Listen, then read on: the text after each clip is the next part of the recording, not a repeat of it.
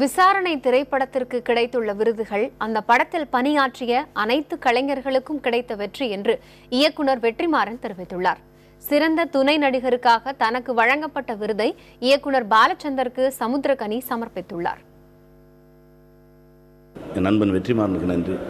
என் குருநாதர் பாலச்சந்தரை அடிக்கடி சொல்லுவாங்க, உனக்கு ஒரு தேசிய அளவில் ஒரு அங்கீகாரம் வெகு விரைவில் வரப்போகுதுன்னு சொல்லிகிட்டே இருப்பாங்க.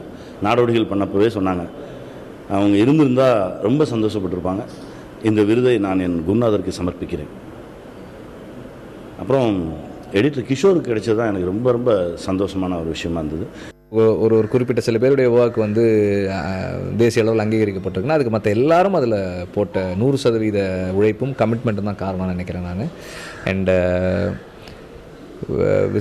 விருதுகள் எப்போவுமே ஒரு உத்வேகத்தை தரக்கூடிய ஒரு விஷயம்தான். ஆனால் நான் முன்னாடியே 2-3 இடத்துல பதிவு பண்ணியிருக்கேன். விருதுகள் மட்டுமே ஒரு படத்தினுடைய தரத்திற்கான அளவுகோல் கிடையாது.